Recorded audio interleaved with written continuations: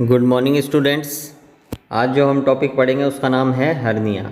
अपन JIT system पढ़ रहे थे, तो जीआईटी की जो डिजीज़ में सबसे लास्ट डिजीज़ है आज अपन की हर्निया। तो देखिएगा इसकी सबसे पहले डेफिनेशन क्या होता है।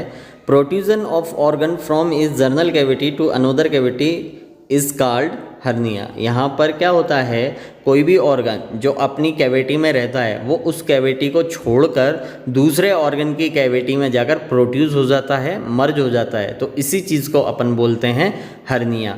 एक ऑर्गन का अपनी सिचुएशन से दूसरे ऑर्गन की कैविटी में पहुंच जाना, अपनी सिचुएशन को वो लीव कर देता है, छोड़ देता है और वहाँ से प्रोड्यूस होकर दूसरे ऑर्गन की कैविटी में जाकर मर्ज हो जाता है, इसी चीज़ को बोलते हैं अपन हर्निया। अब हर्निया होने की इटियोलॉजी क्या हो सकती है, क्या क्या कॉजेज़ हैं, तो देखिएगा फर्स्ट वीक मसल्स। अगर मसल्स वीक हैं तो उसके कारण हर्निया देखने को मिलता है। Increase intra abdominal pressure, intra abdominal pressure increase होने की वजह से भी हर्निया होता है। अब देखिएगा इसके जो टाइप्स हैं, मोस्टली इसके 2 टाइप्स होते हैं, इंग्वाइनल हर्निया या हाइटल हर्निया। हाइटल हर्निया को डायफ्रैग्मेटिक हर्निया भी बोलते हैं। वैसे तो हर्निया प्रेजेंट हो सकता है कोई सी भी कैविटी में, hernia present in any cavity, but mostly जो ये देखने को मिलता है वो एब्डोमेन कैविटी में देखने को मिलता है।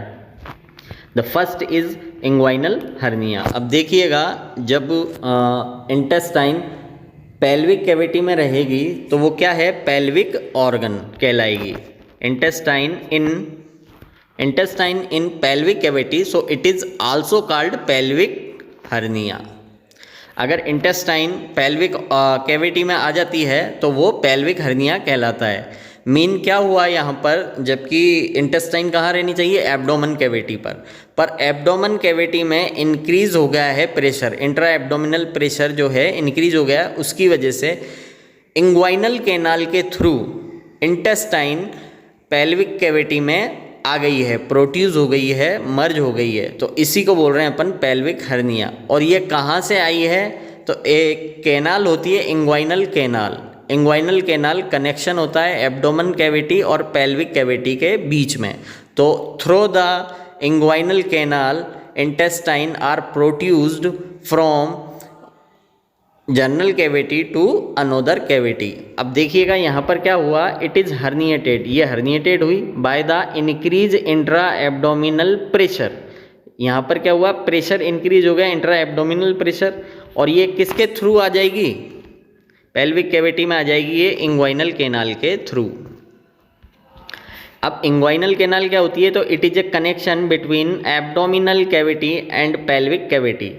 It occur both male and female, ये दोनों के अंदर पाई जाती है। In male intestinal part herniated part visualize in the scrotum. अब अगर मेल का जो इंटेस्टाइन है वो हर्निएटेड हुई है, इंग्वाइनल कैनाल के थ्रू पेल्विक कैविटी में पहुंची है, तो वो विजुअलाइज होगी, कहाँ पर विजुअलाइज होगी, इन द स्कोटम, स्कोटम में। अब देखिएगा क्लिनिकल मैनिफेस्टेशन, ऐसे पेशेंट में क्या क्या क्लिनिकल मैनिफेस्टेशन देखने को मिलेंगे, तो देखिएगा एसिम्टोमेटिक इन 90% केस, 90% केस में पेशेंट एसिम्टोमेटिक रहता है, उसके अंदर कोई भी सिम्टम नहीं आता है। नेक्स्ट है सीवियर पेन इन 10% पीपुल्स के अंदर आपको सीवियर पेन फील होगा, ऐसे पेशेंट के अंदर सीवियर पेन फील होगा। नेक्स्ट है feel the sensation of peristalsis movement in the scrotum, scrotum के अंदर पेरिस्टाल्सिस सेंसेशन फील होंगे, ऐसा लगेगा कि पेरिस्टाल्सिस मूवमेंट हो रहा है। क्यों, क्योंकि स्कोटम तक क्या आ गई है, इंटेस्टाइन आ गई है, through the inguinal canal, abdomen cavity से स्कोटम तक, मतलब पेल्विक कैविटी तक कौन पहुंच गई है, इंटेस्टाइन, तो स्कोटम के अंदर आपको पेरिस्टाल्सिस मूवमेंट फील होंगे। अब देखिएगा next diagnosis.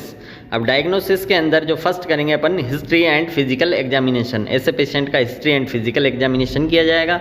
USG in male naked eye examination, male के अंदर अपन नेक्ड आई एग्जामिनेशन भी कर सकते हैं, CT scan, MRI and laparoscopy. The laparoscopy is the confirmatory diagnosis of inguinal hernia. यहाँ पर क्या है, लेप्रोस्कोपी कंफर्मेटरी डायग्नोसिस है। अगर आप यूएसजी से, सीटी स्कैन से, एमआरआई से, नेक्ड आई से, physical history and physical examination से अगर आप पता नहीं लगा पा रहे हैं तो laparoscopy is the confirmatory diagnosis. अब देखिएगा नेक्स्ट है हाइटल हर्निया। अब हाइटल हर्निया क्या होता है, तो स्टोमक इज प्रोड्यूस्ड, यहाँ पर स्टोमक प्रोड्यूस्ड होगा from abdominal cavity to in the thoracic cavity. अब थोरेसिक कैविटी एब्डोमन कैविटी से जस्ट ऊपर होती है, तो स्टोमक यहाँ पर स्टोमक का कुछ पार्ट प्रोड्यूस हो जाता है, ऊपर चल जाएगा और कहाँ पहुँच जाएगा, थोरेसिक कैविटी में। अब इसकी जो इटियोलॉजी होती है सेम है, वीक मस्कुलर स्ट्रक्चर, वहाँ की जो मसल्स हैं वो वीक हैं। Increase intra abdominal pressure, intra abdominal pressure increase होने की वजह से हो सकता है हाइटल हर्निया। अब देखिएगा ऐसे पेशेंट के अंदर क्या क्या क्लिनिकल मैनिफेस्टेशन देखने को मिलेंगे, तो देखिएगा पायरोसिस देखने को मिलेगा, मतलब हार्ट बर्न होगा।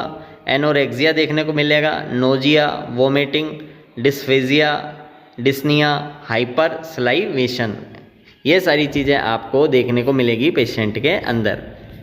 नेक्स्ट है डायग्नोसिस। अब ऐसे पेशेंट का पता लगाने के लिए क्या डायग्नोसिस करते हैं, तो history and physical examination.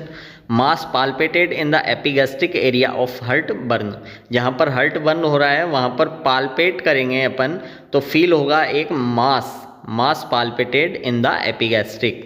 Confirmatory diagnosis is endoscopy, इसमें जो कन्फर्मेटरी डायग्नोसिस है वो एंडोस्कोपी है, जबकि इंग्वाइनल हर्निया के अंदर लेप्रोस्कोपी था।